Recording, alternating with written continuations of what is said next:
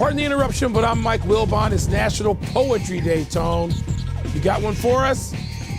I'm Tony Kornheiser. Of course I do. Roses are red, so much is for naught. The Bulls haven't won since that half-court shot. Now, I know that Norton shot don't exactly rhyme, but you get the idea, right? You get the idea. But they've lost 2 games since then, and they got popped at OKC last night, but everybody gets popped against OKC, and that's just going to happen. Last 15 games, the Bulls are better than any of us dreamed. And it doesn't mean much, but, I feel better about them. Glad you feel better about them. The audience is glad when you feel better about something. In today's episode, after we welcome everybody to PTI, boys and girls, in today's episode, UConn is back in the women's Final Four. NFL owners make changes, and Maryland has a new head coach. But we begin today with a big turn in baseball's embrace of torpedo bats. The league is reportedly planning to ban the bats going forward, citing the commissioner's integrity of the game clause. Among the reported reasons, a concern that a spike in offensive output could throw off all the over-under numbers issued by sports betting interests. Wilbon, baseball backed the bats just 2 days ago. Is it doing the right thing by reconsidering? No! Tony, this is so overreactionary. Baseball just never seems to get it right. Look, there were only 7 hitters last year who hit 300 in the major leagues. 7. That's a crazy low.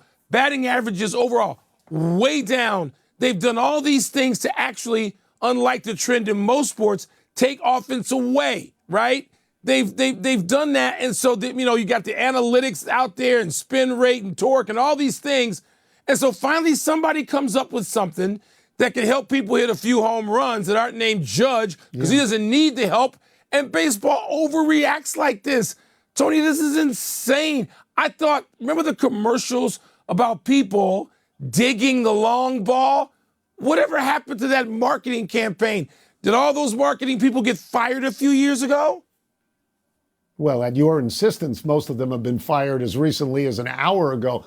Look, this is about what happens when you get involved with gambling interests. All of these leagues, the NBA, the NFL, MLB, they all have gambling partners. As a result of that, the integrity of each game becomes more important because people bet on these games, Mike, and they bet at the encouragement of the leagues. This is like what's so bad about in the NBA when people start to tank. People lose thousands of dollars on every game betting on a team that's not only not trying to win, but is actively trying to lose. Look at Ellie De La Cruz last night. He gets one of these bats in his hands and he destroys the over-under number because he's so far over. Prop bets, it's like a cyclone with these new bats. And Mike, what if you're the Milwaukee Brewers? You open up against the Yankees, you go 0-3, you give up 36 runs. Now baseball bans the bats. Do you get the 3 games back? Do you schedule them later in the season?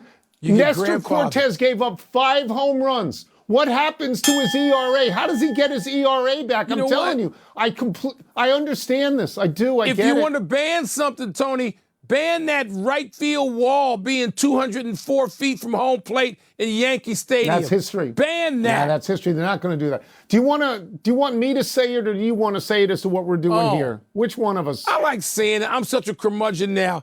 That's an April Fool's story, you dopes, knuckleheads. April 1. You know what? Read it and wait. When I prepared for this story, I think we just did it very well. I think we established positions that we could both live with. I really do, actually. And I got to take a shot at baseball, Major League Baseball, just because. Let's move to the women's Final Four, and this is not an April Fool's joke. Paige Beckers, if you saw it, and I did, scored 31, and UConn beat Southern Cal in one regional final last night, and Texas beat TCU in the other. So, the tournament semis will pit Texas against South Carolina, and UConn versus UCLA. Tony, do you have Gino Auriemma's Huskies, the lone 2 seed among 3 1s, as the Final Four favorite? To win the entire thing? Is that what you're asking me? Do I pick them now to win the entire thing? Yeah. No, I don't, because of what you just said. There are 2, and the other 3 teams in here are 1. Look, I love Gino Auriemma. I love what he's done at UConn over the years, and we haven't ever seen anything like it. He's been to 24 Final Fours. John Wooden only went to 12. Gino's been to 16 of the last 17 Final Fours. It's absolutely remarkable. But I'm going to tell you something, Mike. I was stunned this morning when I learned that UConn was either a 7.5 or an 8.5 point favorite over UCLA in the next game. I mean, I couldn't believe that. UCLA is the overall #1 seed. UCLA only lost to one team all year. It's twice, but only one team, USC with Juju Watkins. Okay? And then UCLA beat USC with Juju Watkins. Connecticut just beat USC without Juju Watkins and lost to them with Juju Watkins. So I am amazed. What did UCLA do to become the underdog in this particular game? Well, Tony, UConn looks like a steamroller again. It's less about what UCLA did or has done or not done than what UConn is doing, Paige Beckers specifically, and AZ Fudd and their freshman big. I mean, UConn looks like the monster on the block, but I don't have them as a favorite. I got the defending national champs as favorites. I got South Carolina as the favorite. South Carolina, Dawn Staley's teams have been to 5 consecutive Final Fours. They've won 3 since Gino's won. So as great as Gino's machine has been, and you did not overstate it by one bit, South Carolina's been every bit of that, and they got the incentive of having been clocked already this season by UConn. That would be some game if they play each other in the final. Paige Beckers is a great, great player. I see that. But doesn't UCLA, what does UConn do about Lauren Betts, who's averaging 23-9 and shooting 75% from the field in the tournament? Well, Mike, but she struggled against quick defenders. I would love to see Connecticut win this thing because I have great respect for them. But I don't see UCLA as a walkover at all. No. Let's move. Listen, I am rooting, of course, for UCLA, and they are no walkover. But no, they're not. UConn is going to be the favorite in that game. You knew it coming in. But wait till we get a line. If we get the matchup of South Carolina, the other USC, they don't like that down in Gamecockville, versus UConn. Let's move to NFL rule changes and not rule changes. The biggest news is that the tush push has been tabled. Our friend Mark Maskey of the Washington Post reports that 16 teams want to ban it, but you need 24. In actual changes, both teams will get the ball in overtime, so an opening drive touchdown won't automatically win the game, and touchbacks on kickoffs will go out to the 35-yard line next season, not the 30, in an attempt to discourage kicking off into the end zone. Wilbon, where do you want to start? I guess with the tweaks to things that actually we know about, so few kicks have been returned the last couple of years, even though it went from 22%, which is really low, up to like 33%. And I know there are people now in that room on that committee that believe it could go up to 60%. I don't believe that. Maybe 40, but even 40 would be an improvement on, Tony, a play that you and I have always thought is the most exciting play in professional football. Just like taken away, it's gone. And, but I like the tinkering with overtime. I was okay with the way it was, but I'm okay with this too. And the tush push, I'm just sort of disappointed that there's enough momentum to even get 16 teams to say, yeah, we ought to get rid of this or, seriously consider it. And they're just going to table it for a while to the next meetings in May. Disappointed in that. But I'm okay with the other 2 changes that just sort of tinker around the edges. Anything that can bring more kick returns back, I'm in favor of. Yeah, I'm going to track over what you're saying. I love the kickoff return. And by the way, I'm fine with what they've done to eliminate the big momentum of the kicking team once they kick the ball off, because now they're only 5 yards apart. I'm good with that. That's right. But I want to see more kickoff returns. It did go from 21.8% to 32.8%. And Rich McKay of the competitions committee, he's the guy who says it could go to 60 or 70. I'd love to see that. It's the best play in football, so I'm good with that. Like you, I'm okay with the fact that everybody's going to get the ball in overtime, but personally, like you, I liked it this way. I liked it that you could get the ball on a kickoff and you could get a touchdown and knock the other team out, because like you, I would say, hey, Play defense and shut up. Defense. Stop them, and then you'll get the ball back. But because this is fair, and it is fair, I'm going to live with it. The tush push, Mike, the tush push is something that probably looks illegal to most people, and it looks like it's from the 1930s at the beginning of the NFL. But what bothers me here is that I think the Packers are doing this just because the Eagles are so good at it. And that's not fair. That's selective punishment. And I don't like that. Let's take a break. Agreed. Coming up, St. John star R.J. Lewis Jr. has entered the transfer portal. What is the word for that? And how best to describe the A's opening night in Sacramento? Sacktown, I think baby. people are going to believe us. I think they're going to believe us that they're going to ban the torpedo bat. I think we sold that. I was happy with that Torpedo one. bat. B or C, smoked or pregnant?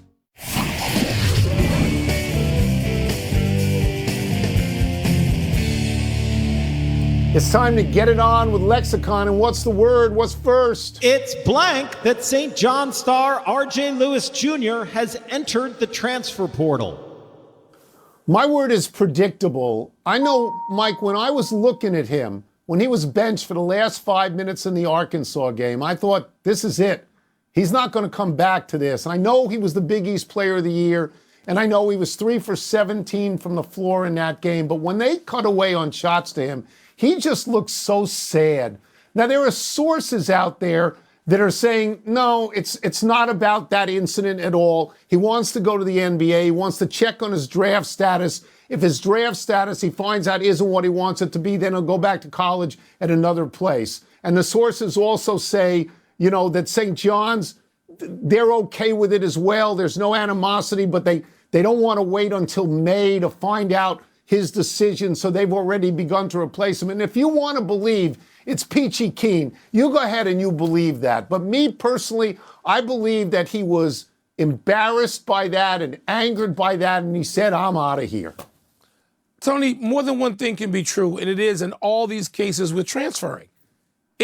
My word is he's transferring. It must be Tuesday. That's what happens every day in college sports and high school sports. Tony, I know a school, I'm not going to name which school, that's got 5 people visiting like this week in the transfer portal. What I didn't tell you, and I'm here to tell you now on national television, is I have entered the transfer portal.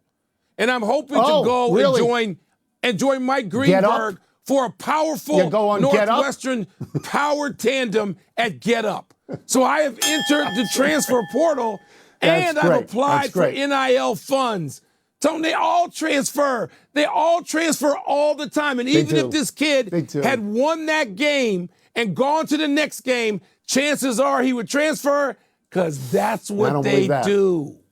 I don't believe the last part of it. Let's go. What's next? The A's debut in Sacramento last night was blank. It was humiliating. They lost 18-3 to the Cubs. 18-3. That's not the worst part. The worst part is they could not fill that minor league stadium in Sacramento. It only holds 14,000, and they only got 12,000 people to that game. And this is not a one-year deal like in Tampa Bay while they fix a stadium. The A's could be in Sacramento for 3 to 4 years. I mean, I think this looks terrible for the A's. By the way, their radio broadcast even went out. It looks terrible for Major League Baseball. They should have somehow kept that team in Oakland. That team got better last year. It just looks like baseball completely botched this. You know, Tony, I wish the team had stayed in Oakland too, but I'm not going to say they should have. I'm not. Because I told you I would call you on my cell phone as I was walking into a Warriors playoff game in April, May, or June, and I would just walk in like you're walking into a high school game. Have a seat. The ushers would say, oh, you're going to the Warriors? You got a couple of hours, watch a game. No one went there. It's not humiliating at all. It's typical. This is what they got. And so it wasn't bad. It wasn't a bad night. They drew about the same number of people they drew losing in that 18-3. Yeah, okay, it's a minor league park, Mike. It's the minor leagues. This is the majors, and they're in the minors. They're in the minors. So the difference between that and drawing 12,000 to a 50,000 seat stadium, that's somehow different? No, it It isn't. is to me. That's No, more It is to embarrassing. me. It is to That's me. more And I don't embarrassing even to want me. to cite analytics on it. Franchise, That's the final word. fifth city for this franchise. The A's move they've applied to the transfer portal. The A's have now entered again the transfer portal. That's right. And they're going to end up with you and Greeny on Get Up. Let's take one last break. Still to come, the 0-5 Braves get 2 more pieces of bad news. And do the Celtics get enough attention for what they're doing on the road this season? Transfer portal. Even when they drew 11-5, let's say, at the Oakland Coliseum, that's a major league ballpark. If you can't sell out a minor league ballpark, why are you in the business? It's not a major league ballpark. It's a Well, was. It's a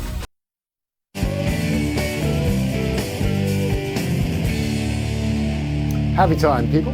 Happy 21st birthday, Tyrese Proctor.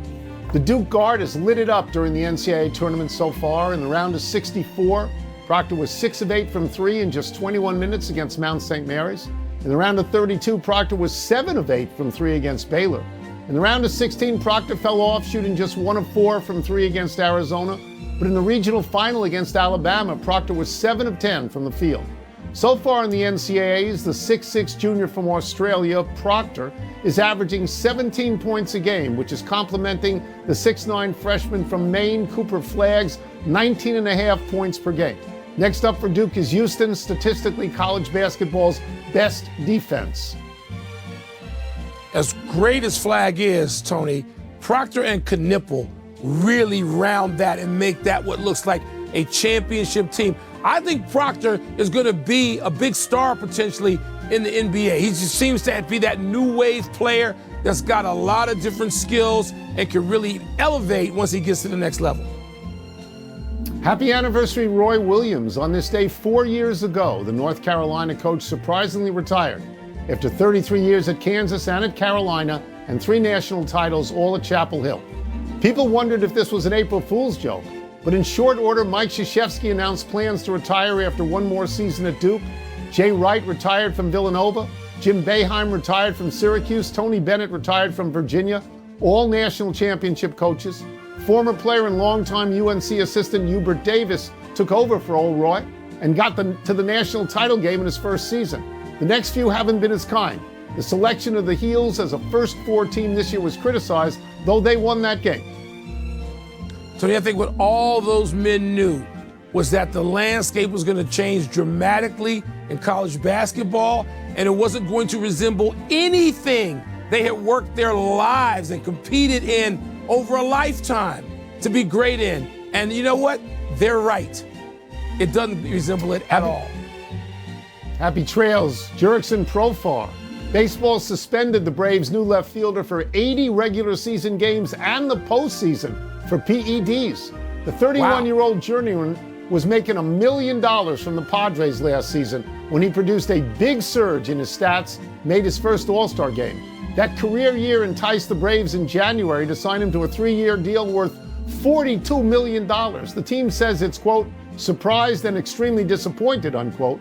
Something it could also say about its record so far. The Braves are 0-5, have scored just 8 runs total, and yesterday placed All-Star pitcher Ronaldo Lopez on the IL with shoulder inflammation.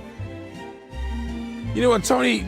Extending that ban, making it effective in the postseason, that gives it some real teeth.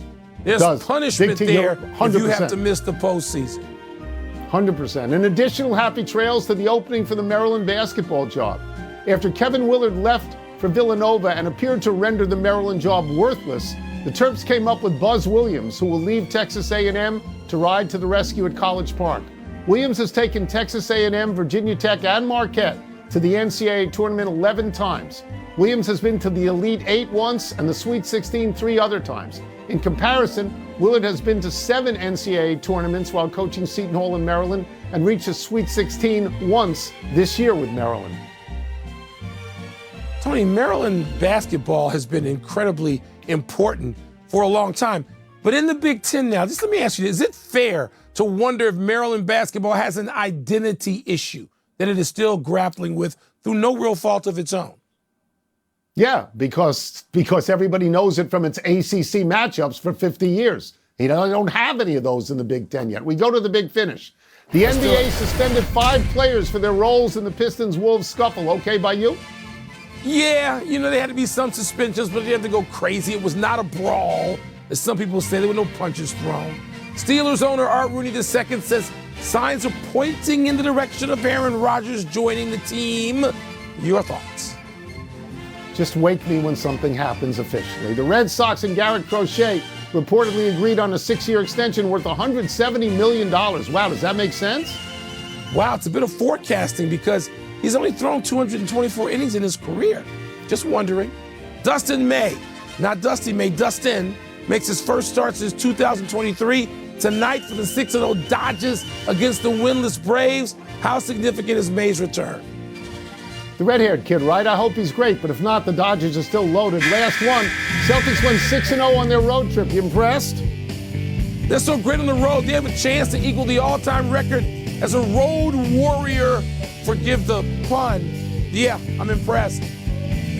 We're out of time. We'll try to do better the next time. I'm Tony Kornheiser. And I'm Mike Wilbon. Same time tomorrow, Knuckleheads. You can get the podcast on the app or Apple Podcasts. And now, PTI. Tony and Mike have much more in tonight's PTI bonus topic. All right, Wilbon, what is your biggest takeaway from Olivia Miles returning to college? Tony, it's just part of this wow that is going on with college sports. And in particularly now, we see the major changes, almost tumultuous ones in women's college basketball, because you've got high-profile young women who can now stay in college and get paid major dollars and may get paid more than they would make in the WNBA next year. It's not an either-or. It could be or, but you can make money by staying in college. So if you look at somebody like Haley Van Lith, who according to some accounts is making about $750,000, this year to be in college and play. Well, Olivia Miles, who's thought by many to be the best point guard in college basketball, she now has those options at her disposal. And to that, I would say to all of them, great. Applause that they have those options. But wow, it's shaking up college sports in a way I don't think anybody anticipated even 5 years ago. Let's get some numbers out here because the numbers are going to make the case that you're making. Cameron Brink was the number 2 overall pick in the WNBA last year and has a contract for $76,000. Olivia Miles would be projected to be the number 2 pick behind Paige Beckers. And so you're looking at $76,000. That's nothing compared to what she can get from schools under the NIL thing. I'm a little surprised she's going to leave Notre Dame because I would have thought Notre Dame could come up with a package for her, but maybe there's a school out there that's going to say, we can give you $500,000 to $1 million. Then you're crazy not to take it. It's a little different with Cooper Flagg. Cooper Flagg can make as much, I think, as $14 million if he's the overall number 1 pick in his first year. But Duke could raise that easily. If Cooper Flagg wanted to stay and somebody matched the money or gave him more money because he wanted to take 1 more year to mature his body, that would make a lot of sense to me, though not to others. Not to you. You've always said, get the second contract as quickly as possible. But you're right about the tumultuous change in the landscape, and maybe more so in women's sports because their pro league doesn't have this kind of money that the NBA has. Doesn't have anywhere close to it. They can, and they're already young women with shoe contracts, and there's endorsement money that they can get while also turning pro. But again, it just expands the options, Tony. Yeah. They've gone in some cases from just no options, and so few women make the league. Remember, you got a limited number of teams in the WNBA, and there's not some 32-player draft where everybody's just funneled into the WNBA. It's a tough one to crack, so good. Glad those options have become available. That's it. We're done. Back to you.